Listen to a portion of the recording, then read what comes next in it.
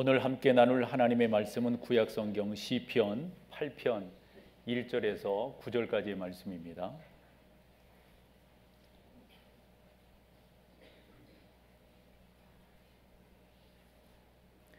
교독을 하겠습니다. 제가 먼저 1절을 봅니다.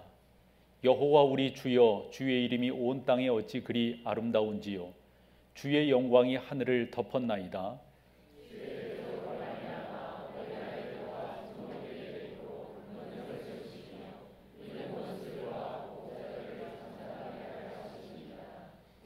주의 손가락으로 만드신 주의 하늘과 주께서 베풀어 두신 달과 별들을 내가 보오니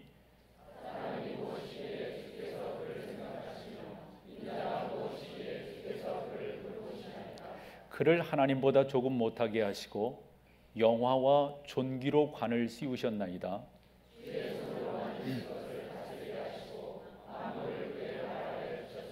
곧 모든 소와 양과 들짐승이며 함께요. 여호와 우리 주여, 주의 이름이 온 땅에 어찌 그리 아름다운지요. 아멘. 오늘 여러분들이 같이 읽은 시편 8편은 시편 19편과 쌍둥이 같이 우리 가운데 설명되고 있습니다. 제목은 간단합니다. 내가 누구인가를 아는 것이 신앙생활의 관건이다 하는 것이겠죠. 그런 것 같아요. 신앙이라고 하는 것은 하나님 앞에서 내가 누구인가를 인식하는 것, 나는 어떤 사람으로 어떻게 살아가느냐, 이런 부분들을 깨닫는 것이 신앙생활의 관건이라고 보는데, 시편 8편과 19편이 그런 주제 가운데서 우리 가운데 설명해 줌이 크다라고 생각을 합니다.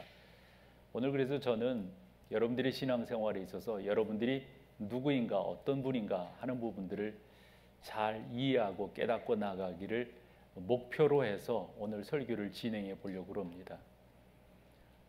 젊었을 때 읽었던 책 중에 한경직 목사님의 소책자가 떠오릅니다. 나는 누구인가라고 하는 소책자인데요. 거기에 독일의 유명한 쇼펜하우어에 대한 예화가 소개가 되고 있습니다. 쇼펜하우어가 독일의 한 공원에서 자기가 누구인가를 골똘히 생각하고 있었다는 거죠. 그런데 독일의 공원이라고 하는 게 시간이 되면 문을 닫는 공원들이 덜어 있잖아요. 아마 그런 데 들어갔던 것 같아요. 그런데 문을 닫을 시간이 되어서 공원지기가 이렇게 다니다 보니까 쇼펜하우어인지는 모르는 거죠. 어떤 한 사람이 시간이 다 됐는 대로 거기 앉아 있으니까 아마도 노숙자인가 보다 이리 생각했던 것 같아요. 그래서 퉁명스럽게 묻습니다. 당신 누구요? 뭐 하는 거예요 거기서? 그때 쇼펜하우어가 깜짝 놀라게 되는 거죠. 자기가 그 시간까지 이렇게 앉아 있다는 것조차 이 양반이 있고 자기가 누구인가에 대해서 골똘히 생각하고 있었으니까요. 당신 누구요? 뭐 하는 사람이요? 그 말에 쇼펜하우어가 벌떡 일어나면서 하는 말이, 내가 사실 그것 때문에 여기 앉아 있었다고. 사실 나도 내가 누구인지를 몰라서 지금껏 이러고 있다고. 어찌 보면 우리가 일반적으로 이렇게 봤을 때 좀 우습지 않은 그러한 예화일 수가 있는데, 저는 그게 상당히 많은 것들을 저에게 생각하게 주었다라고 감히 고백할 수가 있습니다. 저는 목회를 하면서도 늘상 질문하는 게, 목사인 나는 뭘 하는 사람인가? 예를 들어 우리가 이 건물을 지을 때도 목사인 나는 뭘 하는 사람인가? 늘상 던지는 질문이 그거인 거거든요. 저는 이 질문이 여러분들에게도 동일했으면 좋겠어요. 나는 뭐 하는 사람인가? 더 깊이 있게 나는 뭘 하는 사람인가? 여러분들은 집에 가시면 아버지일 것이고 어머니일 겁니다. 직장에 가면 직장에서의 직함이 있으시겠죠? 이제 교회도 교회 나름대로 직분이 있으실 것이고요. 그래서 나는 아버지, 어머니요, 회사에서는 사장이요, 교회에서는 누구라, 이런 의미의 나는 누구인가가 아니라 나는 하나님 앞에서 어떤 사람인가, 나는 뭘 하는 사람인가, 이것이 여러분 가운데 확인되어진다면 여러분들의 신앙생활은 훨씬 더 의미 있게 나아가리라 생각을 합니다.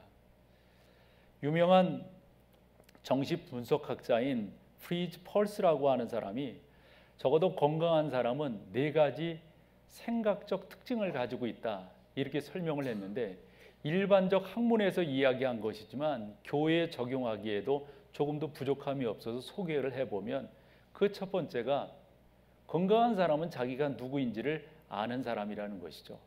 나는 못하는 사람인가? 여러분, 대개 요즘 세상을 보면 이렇게 좀 띄우잖아요. 아, 당신 잘한다, 잘한다, 대단하다, 대단하다 그러고, 예를 들어서 호칭을 부를 때도 보면 그 사람이 그런 호칭이 그런 직분이 아님에도 불구하고 우리가 그냥 호칭을 불러준단 말이에요. 교회에서도 그렇지 않나요? 미안할 것 같으니까 무조건 집사입니다. 집사님, 집사님. 우리 그러죠. 그 사람이 교회에 진짜 집사인지 아닌지, 그런 직분을 받았는지 안 받았는지 확인도 하지 아니하고 우리가 그냥 그렇게 부른다고요. 뭡니까? 대우해 주는 거예요. 아, 당신 괜찮다고, 당신 잘한다고, 당신 훌륭하다고. 여러분, 그런다고 해서 내가 되는 거 아니잖아요. 좀 더 나에 대해서 정직해야 되고요. 좀 더 나에 대해서 분명해야 된단 말이죠. 아마도 이런 사람을 여러분들에게 소개하자 싶으면 사도 바울을 빼놓을 수 없을 거예요. 바울은 사도 중에 뭐 대단한 사람 아닙니까? 성경을 기록하기를. 그런데 바울이 기록한 이런 성경들을 보면 시차에 따라서 그가 자기 자신을 어떻게 인식해 나가고 있는가 하는 것들을 조심스럽게 살펴볼 수가 있습니다.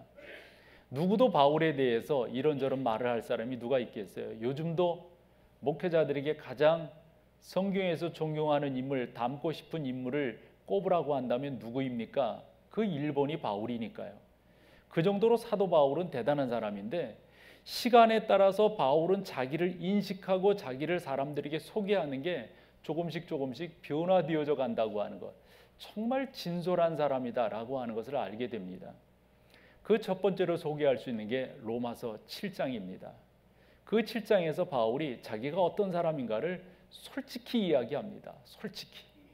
사람들은 나를 이렇게 에드벌룬 띄우듯이 이렇게 쭉 띄워놨는데 사실 나 알고 보면 그런 사람 아니에요. 이런 고백을 바울이 서슴지 않게 해요. 그게 14절 이하에 나오는데 여러분과 15절을 좀 읽어볼게요. 로마서 7장 15절에 보면, 내가 행하는 것을 내가 알지 못하노니 곧 내가 원하는 것은 행하지 아니하고 어떻다고요? 이게 뭡니까 여러분? 여러분들은 나에 대해 나도 사실 그러고 싶었다 이거죠. 그런데 솔직한 거예요. 뭡니까? 내가 그러지 못했다라고 하는 거예요. 바울은 이런 정도로 자기 자신에 대해서 솔직한데, 어느 정도로 솔직하냐면 그 로마서 7장 뒷부분 24절에 가보면 이렇게 말을 해요. 오호라, 나는 곤고한 사람이로다.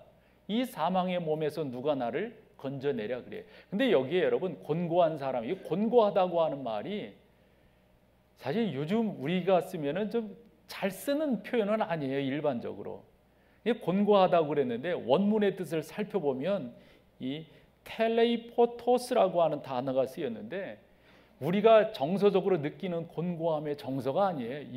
이 말은 비참하다는 말이에요. 이 말은 나는 괴로워서 죽을 수밖에 없다, 이런 식의 설명이에요. 오호라, 나는 비참한 사람이로다. 오호라, 나는 곤고해서, 나는 괴로워서 죽을 수밖에 없는 사람이다, 이 말이에요. 이게요. 그러니까 여타 사람들은 사도 바울 선생님은 대단하십니다. 대단한 전도가이십니다. 대단한 능력가이십니다. 선생님은 대단한 설교가이십니다. 이렇게 여타 사람들이 칭송하는데 바울은 스스로를 그렇게 설명하고 있단 말이죠. 바울이 거의 말년에 기록했다라는 성경이 디모데 전후서거든요. 그 디모데 전서 1장에 가보면 믿음의 아들 디모데에게 자기가 누구인가를 진솔하게 설명합니다. 그리고 여타 사람들에게도 그렇게 말을 하라고 하는 거예요. 그게 15절에 나오는데요. 이건 같이 한번 읽어볼게요. 시작. 미쁘다 모든 사람이 받을 만한 이 말이요, 그리스도 예수께서 죄인을 위하여 구원하시려고 세상에 임하. 그 다음이 중요합니다. 뭐라고요? 여러분, 괴수라는 말도 우리가 잘 쓰는 말이 아닙니다. 이 괴수라는 말이 뭐예요? 우두머리란 말이죠. 첫 번째 가는 자라는 말이죠. 바울 자기 자신이 사도 중에서 우두머리라는 거예요? 설교하는 데 있어서 내가 우두머리라는 거예요? 전도하는 데 있어서 내가 우두머리라는 거예요? 뭐가 우두머리라는 겁니까? 뭐가 첫 번째 간다는 겁니까? 죄인으로 따지고 보다면, 죄인의 그 크기를 대본다면 내가 첫 번째라는 말이에요. 바울은 이 정도로 자기 자신에 대해서 솔직히 고백하고 있는데, 나중에 가서 수많은 칭송들이 바울에게 다가올 때 바울이 고린도 교회에 보낸 편지 가운데서 이런 표현을 해요. 15장에 가보면은 10절인데요. 같이 한번 읽어봐 보세요. 시작. 내가 나된 것은 하나님의 은혜로 된 것이니 내게 주신 그의 은혜가 헛되지 아니하여 내가 모든 사도보다 더 많이 수고하였으나, 그 다음이 중요해요. 내가 한 것이 아니요 오직 나와 함께 하신 하나님의. 여타 사람들은 자기에 대해서 아니라는 거예요. 내가 이렇게 호교할 수 있었던 것은 이건 나의 능력, 나의 지능, 나의 어떤 것이 아니라 하나님의 은혜다. 이것은 오직 하나님의 은혜로라. 사랑하는 여러분, 세상적으로도 이야기를 할 때, 정신 분석학으로 이야기할 때 나름대로 괜찮은 사람들의 첫 번째 특징이 뭐냐? 자기 자신을 아는 거라는 거예요.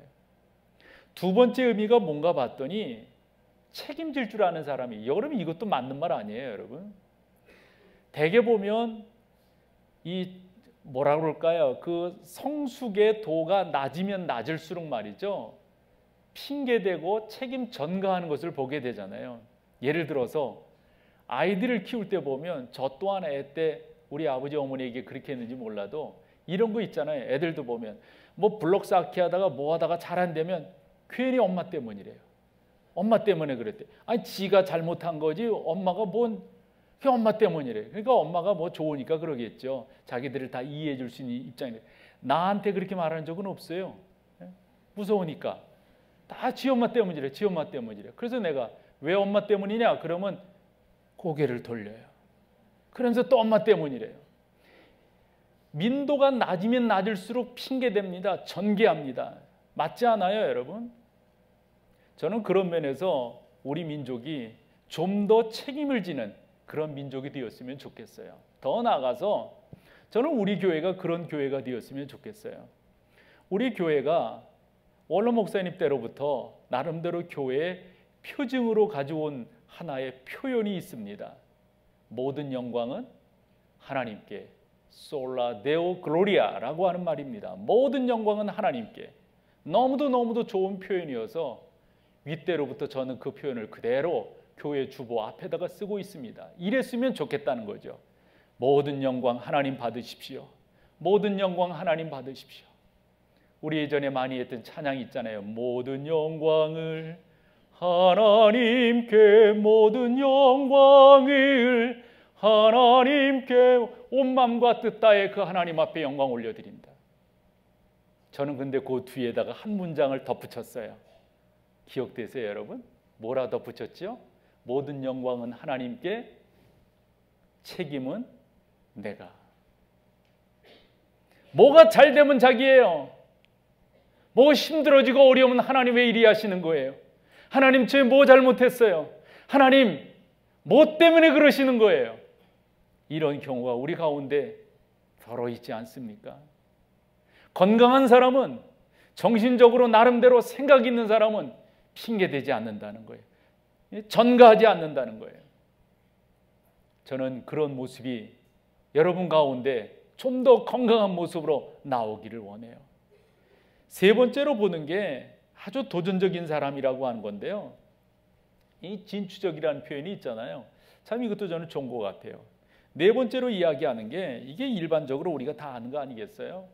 자기의 감정을 다스릴 줄 아는 사람. 이 동서양을 막론하고 자기를 다스리지 못하면 이 분을 품고 있으면 말이죠, 그거 다 망하는 것 아니겠습니까? 종종 내 성질 아시죠? 어쩌라고 그랬어요. 네? 어쩌라고. 이제는 그런 이야기 할 때가 아니에요. 이제는 좀 더 성숙한 모습으로, 이제는 좀 더 의미 있는 모습으로 우리가 나아가야 되지 않겠어요? 그런데 봐봐요, 여러분. 우리가 이런 일반적으로 건강한 사람들의 이런 특징들을 쭉 살펴보게 될 때 그 건강한 사람들의 특징이 다 한결같이 신앙인의 모습 아닙니까? 특별히 예수 믿는 사람들의 모습 아닙니까? 예수 믿는 사람들은 그런 거 있죠. 예수 믿는 사람들은 좀 더 의미 있게 나가는 거 있죠. 그래서 여러분들이 중요한 것이고 좀 더 그와 같은 신앙으로 좀 더 그와 같은 의미 있는 모습으로 나아가기 위해서 저는 오늘 여러분과 상고하고 싶은 게 이 시편 저자가 말하고 있는 것처럼 내가 누구인가를 아는 거예요. 내가 누구인가? 나는 누구인가? 다윗은 철저하게 그런 면에서 자기 자신을 아는 사람이었어요.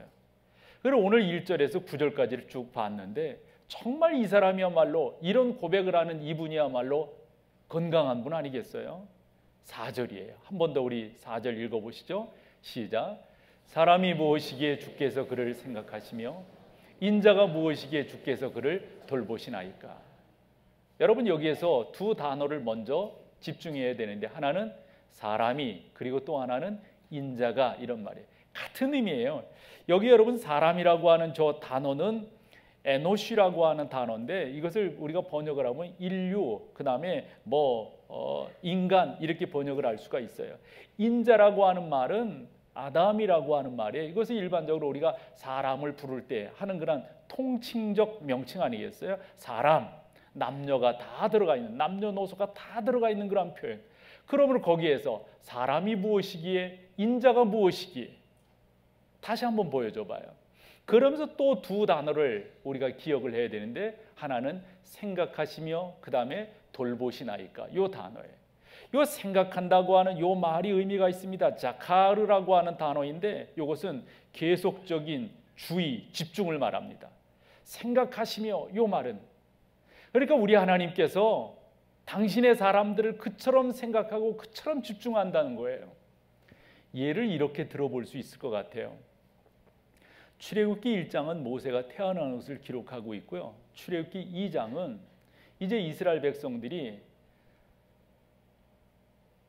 이 바로 아래서 엄청난 학정으로 힘들어하는 그러한 과정을 우리 가운데 소개를 하고 있습니다.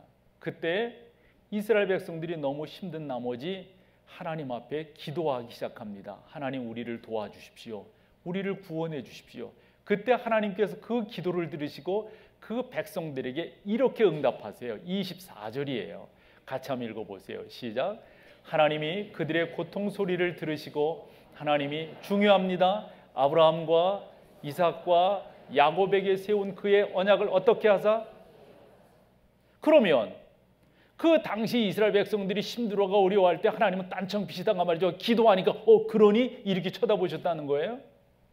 아닌 거예요. 하나님은 계속해서 보시면서 계속해서 기다려주시는 거예요. 어떻게?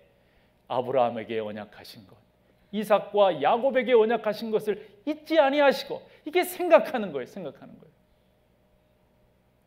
인자가 무엇이기에 주께서 저를 생각하십니까? 사람이 무엇이기에 주께서 저를 기억하십니까?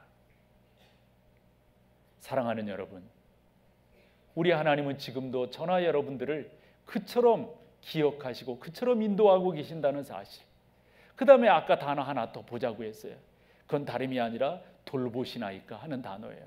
이 돌보신다라고 하는 요 말도 세다, 계수하다 이런 의미를 담고 있는 파카드라고 하는 단어가 쓰였는데요. 요 말도 있잖아요. 우리가 다른 성경의 예를 통해서 설명을 해보면 좋을 것 같아요. 예를 들어서 이 시편 8편이 다윗의 작품이니까 다윗의 예를 들어보죠. 다윗이 나름대로 출중한 분 아니었습니까? 그래서 따르는 사람들이 있었어요. 그런데 사울 왕에 의해서 힘들고 어렵게 그가 아둘람 굴을 비롯해서 여러 굴로 전전긍긍하면서 다닐 때였어요. 그럼에도 불구하고 사람들이 따라요. 그래서 한 번은 몇백 명 되는 사람들이, 그래서 합해 보니까 600명, 800명 되는 사람들이 다윗을 따르는 거예요. 그런데 여러분, 사람이 따르니 먹고 입는 게 필요하잖아요. 잠자는 게 필요하잖아요. 그래서 다윗이 그러한 돈들을 어디서 마련을 했냐면 그 주변에 부족들이 살고 있었는데 그 부족들마다 목축을 했단 말이에요. 그런데 뭐라 그럴까요? 강도, 떼강도 이런 사람, 이런 나쁜 사람들이 와서 뭘 뺏어가고 그러잖아요. 이때 다윗이 자기와 함께하는 사람들을 훈련시켜 가지고 그런 사람들을 지켜주는 거예요. 그런 사람들을. 그런데 그런 사람들을 지켜주면서 거기에서 나오는 돈 이런 것으로 먹고 입고 한다고 하는 것이 사울 왕에게까지 들어가네요. 그래서 사울 왕이 저것을 끊어야 다윗을 없앨 수 있다 생각했던 거겠죠. 그래서 그 다윗에게 들어가는 그런 재원들을 끊는 거예요. 끊는 거예요. 그러니까 이 다윗이 어려워져요. 힘들어져요. 그때 다윗이 생각하기를 다른 사람들은 다 끊어지고 다 떠나고 다 그럴지라도 이 사람만은 왜냐? 내가 이제껏 돌보아 줬거든요. 이제껏 보호해 줬거든요. 이 사람만은 나를 배신하지 않을 것이다. 그런데 웬걸? 그 사람도 사울 왕의 그런 것 때문에 돕지 못하게 말하는 거예요. 그때 다윗이 자기의 부하를 보냅니다. 부하를 보내서 하는 말이 아하, 이게 돌보았다라고 하는 의미로구나 이렇게 생각을 해볼 수 있는데 바로 그 사람이 누구냐면 나발이라고 하는 사람이에요. 이 사람에게 이 다윗이 자기의 부하를 보내서 이렇게 말을 합니다. 사무엘상 25장 7절입니다. 같이 한번 읽어보죠. 시작. 내게 양털 깎는 자들이 있다 함을 이제 내가 들었노라.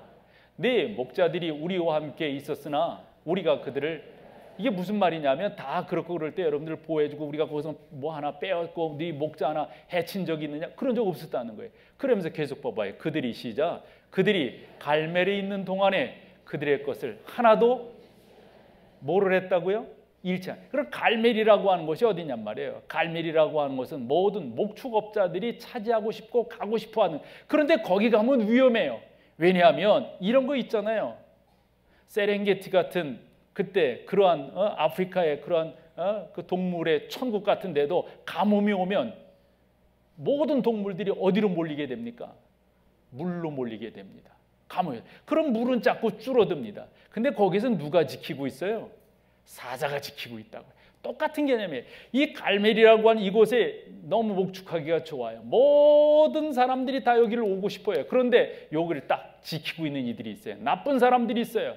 그러나 이 나발의 목동들이, 나발의 양과 소가 거기에 갔을 때 누구도 침범하지 못했어요. 왜요? 다윗이 그들을 지켰기 때문에 그래요. 지킨다고 하는 말은 그런 의미로 설명될 수가 있어요. 전능하신 하나님께서 우리를 지키신다는 거예요. 다윗은 자기도 그런 생각을 해봤기 때문에, 그런 생활을 해봤기 때문에 지킨다고 하는 게 어떤 의미인지를 아는 거예요. 사람이 무엇이기에 하나님께서 우리를 생각하시고 인자가 무엇이기에 우리를 돌보시나이까? 옛날 성경에는 권념하셨더라라고 설명이 되어져 있습니다. 여러분, 이와 같은 내용들을 통해서 내가 누구인가를 한 번 더 아는 거예요. 다윗은 자기 자신을 통해서 하나님 앞에서 내가 누구인가를 분명하게 깨닫고 있습니다. 저는 이와 같은 깨달음이 저에게 그리고 여러분들에게 동일하게 고백되기를 소망함으로 오늘 이 설교를 나누고 있는 겁니다. 하나님 그분이 우리의 도움이시고 하나님 그분이 우리의 모든 삶의 근원이 되시지 다른 건 아니에요. 그런데 여타 사람들은 아니라는 거죠. 여타 사람들은 세상을 바라본다는 거죠. 여타 사람들은 여러 가지 방식으로 그들의 삶의 형편들을 설명해 내려고 그럽니다. 그러나 우리는 그런 것들을 쫓아가지 않습니다. 그러면서 다윗이 하나 더 깨닫는 것이 있어요. 하나님께서 우리를 생각하시고 우리를 돌보아 주시는데 어느 정도로 생각하시고 어느 정도로 돌보아 주시냐면 이 다윗이 아마 우주를 이해했던 것 같아요. 이 우주라고 하는 게 엄청난 거 아니겠습니까? 이 우주를 딱 바라보면서 하늘의 별, 하늘의 달, 하늘의 해를 바라보면서 하나님께서 저와 같은 모든 것들을 다 지으셨는데 지으신 그 하나님이 나를 인도하고 계시다. 나를 붙들어주고 계신다 하는 겁니다. 3절을 우리 같이 한번 읽어보실까요? 3절 다 같이요. 시작. 주의 손가락으로 만드신 주의 하늘, 주께서 베풀어 두신 달과 별들을 내가 보오니. 그러면서 여러분들이 한번 6절로 한번 가보세요. 6절 다 같이 읽습니다. 시작. 주의 손으로 만드신 것을 다스리게 하시고 만물을 그의 발 아래, 이걸 깨닫는 거예요. 그러면서 마지막 9절로 한번 가보세요. 9절 같이요. 시작. 여호와 우리 주여, 주의 이름이 온 땅에 어찌 그리. 다윗의 생각을 여러분 아시겠죠? 다윗의 믿음을 여러분들이 아실 거예요. 그러니까 다윗이 한 번 더 깨닫는 게 우주 만물을 바라보면서 전능하신 하나님께서 이 모든 것들을 만드시고 나로 하여금 이 모든 것들을 다스리도록 인도하셨다는 거예요. 그러므로 그 하나님이 찬양과 영광을 받으시기에 합당하시다라고 하는 겁니다. 한데 사람들은 그렇게 생각지 않고 있다는 거죠. 2014년 작년입니다. 5월 11일 한 뉴스가 우리 가운데 크게 반향을 일으켰습니다. 진주에서 일어난 일인데요. 어떤 사람이 돌을 주었는데 이 돌이 예사돌이 아니라는 것을 나중에 알게 되었어요. 봤더니 운석이라는 거였습니다. 요거예요. 크지도 않아요. 그런데 이게 엄청난 돈이라는 걸 알게 되었어요. 그래서 이 운석을 연구하기 위해서 정부가 나름대로 이 돌을 이 주순 사람이 임자라대요. 이 양반에게 살려고 하는데 얼마를 제시했냐면 3억 5천을 제시했어요. 근데 이 양반이 얼마를 달라고 그러는 게 지금 봤더니 이래가지고 서로 줄다리기를 했다 이거예요. 줄다리기를 했다. 요만한 돌 주웠는데 그래가지고 뭐 사람들이 운석 주스러 다닌다 뭐 이런 그런 뭐 어떤 뉴스 그런 것도 보곤 그랬지 않습니까? 요 돌을 얼마 받겠다는 거예요? 270억 받겠다는 겁니다. 이게 뉴스 나온 거 캡처한 사진들이에요. 근데 여러분 우리 조금 생각을 해봐요. 우리는 지금 저런 운석 가지고 지금 그러는데요. 이 우주 공간에 저런 돌들이 얼마나 떠다니는 겁니까? 우리는 제일 가까운 달도 잘 몰라요. 자료를 봤더니 우리가 흔히 태양계라 이렇게 말하잖아요. 이 뭐 수금지와 목금 이거 토 있잖아요. 이 태양계라고 말하는 이것만한 것이 이 우주에 몇 개가 있다는 겁니까? 혹시 200만 개가 있다는 거예요. 200개도 아니에요. 200만 개가 있다는 거예요. 우리는 그 가운데서 제일 가까이 있다고 하는 달도 제대로 모르고 있어요. 이 시편의 저자가 이야기하는 게 뭡니까? 하나님께서 그 모든 것들을 다 만드시고 그 만드신 그것보다 나를 조금 더 승하게 하셨다는 거예요. 그래서 나로 하여금 그 모든 것들을 다스리게 했다. 이와 같은 자기 자신을 깨달을 수만 있다면, 내가 그런 사람이라고 하는 것을 여러분들이 인식만 하신다면 여러분 이거야말로 놀라운 것 아니겠습니까? 그런데 우리는 그런 것들을 아직도 모르고 그저 여기서 이런 예화는 어떨까요? 하나 아버지가 자기 아들에게 좀 교육의 목적으로 큰 도서관을 데리고 갔어요. 얘야, 이 도서관이 이 나라에서 제일 큰 도서관이란다. 여기에는 없는 책이 없단다. 그러면서 위층부터 쭉 소개를 해주는 거예요. 아빠 여기가 그런 데냐고. 이 어린아이가 신기한 듯이 아빠에게 묻곤 해요. 그러더니 얘가 뭔 책을 찾으려고 여기저기 가보더래요. 이 아빠는 내 아들인데 제가 천재가 되나 어떻게 이런 식의 생각을 해요. 이 도서관에서 그런 책을 찾으니까. 그래서 궁금해가지고 얘야 뭔 책을 찾니? 아빠 만화책 없어요? 만화책. 우리가 그 꼴 아닙니까 여러분? 중요한 것은 알지 못하면, 인식하지 못하면, 내가 누구인지를 깨닫지 못하면 보여지면 뭐예요? 쓸모가 없는데. 다 반들 뭐예요? 알지를 못하는데. 아니 어찌 사람이 진화되었다고 하는 말을 할 수 있단 말입니까? 어찌 사람이 그런 존재라고. 전 이해가 안 되는 것 중에 하나가 사람과 고릴라, 침팬지 DNA를 분석해 보니까 90몇 프로가 이게 말 돼요? 그렇기 때문에 우리는 침팬지에서 고릴라에서 이렇게 진화되어서 지금 우리다. 여러분들이 조상이 고릴라라고 하면 좋겠어요? 예? 아, 이 침팬지 닮았네. 이러면 좋아할 사람이 어디 있어요? 이런 바보 같은 생각들을 하니 말이죠. 적어도 우리는 그런 존재가 아니라 전능하신 하나님께서 나를 이렇게 만드셨다. 그냥 만드신 것이 아니라 나로 하여금 이 우주 만물을 지배하도록, 지배한다고 하는 말은 군림한다고 하는 말이 아니라 나를 그처럼 존귀하게 만드셨다고 하는 시적 표현이란 말이죠. 이렇게 나에 대한 하나님 앞에서의 자각이 우리 가운데 분명히 있다면 여러분 얼마나 놀랍겠어요? 얼마나 훌륭하겠어요? 얼마나 위대하겠어요? 유명한 종교개혁자 칼빈이 그의 책 기독교 강요에서 그 첫머리에 이런 말을 합니다. 하나님에 대한 지식이 없이는 자기에 대한 지식이 없고 자기에 대한 지식이 없이는 하나님에 대한 지식이 없다. Without knowledge of God, there is no knowledge of self. Without knowledge of self, there is no knowledge of God. 하나님에 대한 지식이 없이는 자기도 없는 거예요. 예? 나에 대한 것을 알아야 하나님을 알 수가 있는 거라고요. 한데 그렇지 않아요.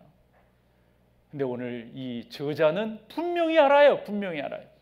그래서 4절을 한 번 더 읽어볼게요. 4절 같이 읽습니다. 시작. 사람이 무엇이기에 주께서 그를 생각하시며 인자가 무엇이기에 주께서 그를.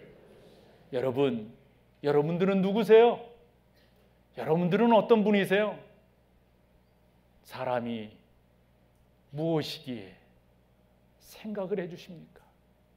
아니 인자가 무엇이기에 돌보아 주십니까? 고맙습니다 하나님. 감사합니다 하나님. 나인홀드 니버라고 하는 유명한 신학자가 있어요. 이 양반이 그렇게 신학자들의 그 아주 훌륭한 신학의 길을 걸었던 분들의 한결같은 특징이 뭔지 아세요? 하나님에 대한 깨달음이 분명해요. 단순해요. 그게 분명해요. 이 니버 같은 경우도 그런 말을 해요. 예수 그리스도를 믿지 않고서는 자기를 알 수 없다는 거예요. 그래서 하는 말이 예수를 믿는다고 하는 것은 십자가 안에서 나의 삶의 의미를 발견하는 것이다. 이게 진짜 삶이라는 거죠.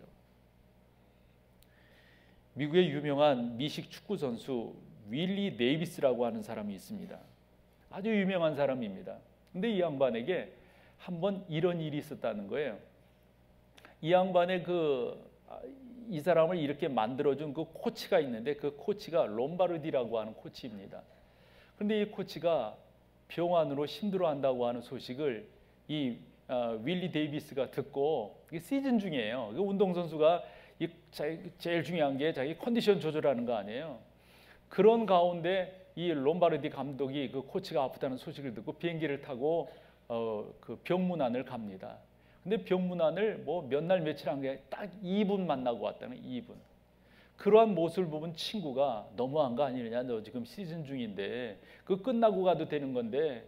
그랬더니 이 데이비스가 참 우리가 되새길 만한 말을 했어요. 그런데 말이야, 내가 그렇게 갈 수밖에 없었던 것은 나는 그 롬바르디, 빈스 롬바르디 감독인데 이 롬바르디 감독과 함께하고 있을 때가 나는 제일 기뻐. 나는 롬바르디 감독과 함께하고 있을 때가 나의 존재감이 생겨. 롬바르디 감독과 함께하고 있을 때 나는 나의 삶의 의미를 느껴. 이렇게 말을 했다는 거죠. 야, 이거 한번 되새겨보게 되더라고요. 되새겨보게 돼요. 2011년 8월 2일 하영조 목사님께서 돌아가셨어요.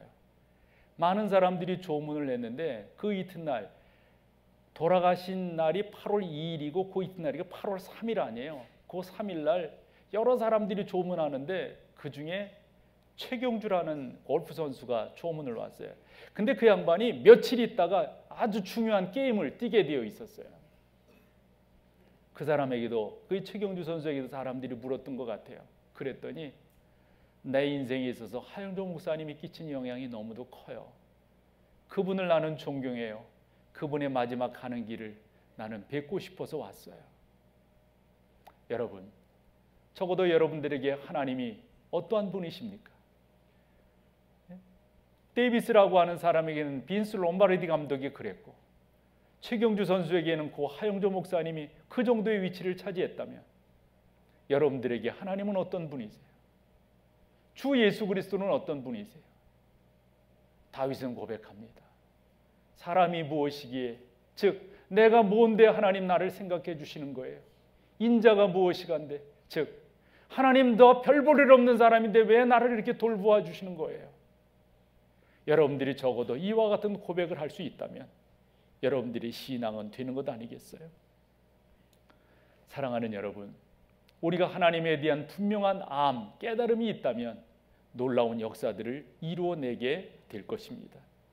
여러분들이 잘 아시는 사도행전 3장을 가보면 예수 그리스도의 십자가와 부활 그리고 승천을 경험한 사도들이 마가의 다락방에 모여 기도한 후 성령 충만함을 받고, 그 성령 충만함을 받은 베드로와 요한이 미문에 앉아있는 안진뱅이를 고치는 사건을 여러분들이 보게 됩니다. 여느 때는 그냥 보였더랬어요. 그러나 성령 충만한 가운데 자기 자신이 누군가를 깨달았던 베드로와 요한이 그날은 다르게 보였던 거예요. 안진뱅이는 앉아있는 그 장애인은 계속해서 돈을 요구할 때 베드로가 이렇게 말합니다. 이보게, 내가 자네에게 은과 금은 줄 것이 없는데 내가 줄 게 하나 있네. 뭡니까 그게? 물었겠지요. 내가 당신에게 줄 것은 나사렛 예수의 이름이네. 우리 이 성경 같이 한번 읽어봐봐요. 사도행전 3장 6절인데 같이 보죠. 시작. 베드로가 이르되 은과 금은 내게 없거니와 내게 있는 것을 내게 주노니 뭐예요? 나사렛 예수 그리스도의 이름으로 일어나 걸어라. 와우, 놀라운 역사가 벌어졌습니다. 그리고 이 사람이 걸어갑니다. 이 사람이 뜁니다. 그럴 때 주변에 있던 사람들이 크게 놀랍니다. 그게 10절입니다. 같이 한번 읽어와 보세요. 시작. 그가 본래 성전 미문에 앉아 구걸하던 사람인 줄 알고 그에게 일어난 일로 인하여 심히 놀랍게 여기며 놀라니라. 우리가 흔히 말하는 이중 강조예요. 강조. 놀랍게 여기며 놀라니. 여기서 이 놀랍게 여기다, 이 놀랍게라고 하는 이 말은 담보스라고 하는 헬라어인데요. 그것은 경악스럽다는 경. 그냥 놀라운 게 아니에요. 깜짝 놀라는 거예요. 깜짝 놀라는 거예요. 그 뒤에 놀란다고 하는 말은요, 이 엑스타시스라고 하는 말이에요. 그러니까 너무 놀라가지고 정신을 못 차리니, 우리가 이 엑스타싱이 황홀경에 들어간다 이런 말 하잖아요. 그 정도로 놀라는 거예요. 그 정도로. 그때 베드로와 요한이 저 사람이 저렇게 일으켰구나, 이렇게 나름대로 칭송을 받을 만한데 담대하게 선포합니다. 아닙니다. 내가 그렇게 한 게 아닙니다. 요한이 이렇게 한 게 아닙니다. 이것을 하게 하신 분이 따로 계십니다. 바로 여러분들이 얼마 전에 십자가에 달려 죽인 그 예수. 그것으로 여러분들은 끝난 줄 아는데 그분은 살아나셔서 지금도 우리와 함께 하시고 이와 같은 역사를 이루셨습니다. 여러분, 이 베드로의 이 선포 한번 들어보실래요? 같이 읽어보실래요? 3장 12절인데 같이 보죠. 시작. 베드로가 이것을 보고 백성에게 말하되 이스라엘 사람들아, 이 일을 왜 놀랍게 여기느냐? 우리 개인의 권능과 경건으로 이 사람을 걷게 한 것처럼 왜 우리를. 여러분, 이거 있잖아요. 이게 쉬운 말이 아니에요. 이게요. 쉬운 말이 아니에요. 우리는 칭찬 듣기 좋아해요. 조금 지켜주는 말이 그게 그냥 최고인 줄 알아요. 그러나 된 사람들은 그렇지 않다는 거예요. 내가 누구인 줄 안다는 거예요. 내가 어떤 입장에 있는 줄 안다는 거예요. 베드로는 바로 그랬습니다. 그러면서 우리가 이렇게 한 것에 대해서 여러분들이 그렇게 생각하는데 그렇지 않다. 그러면서 16절 가봐요. 뭐라고 말하는가? 같이 읽어보죠. 시작. 그 이름을 믿음으로 그 이름이 너희가 보고 있는 이 사람을 성하게 하였나니 예수로 말미암아 난 믿음이 너희 모든 사람 앞에서 이같이 완전히 낫게. 할렐루야. 이게 하나님의 사람의 모습입니다. 저는 여러분들이 그러셨으면 좋겠어요. 여러분들이 여러분들의 삶의 모습들을 잘 아시고 하나님이 나를 어떻게 부르셨고 하나님이 나를 어떻게 만드셨고, 그래서 이 믿음의 사람 다윗처럼 이렇게 고백을 했으면 좋겠어요. 하나님, 저 별것도 아닌데 저를 이렇게 생각해 주시네요. 하나님, 저 아무것도 아닌데 저를 이렇게 돌보아 주시네요. 하나님 고맙습니다. 감사합니다. 마지막 찬양이 이와 같은 내용들을 담고 있습니다. 우리 자리에 일어나셔서 이 찬양으로 여러분들의 신앙을 고백할 수 있기를 바랍니다. 여호와 우리 주여, 여호와 우리 주여, 주의 이름이 온 땅에 어찌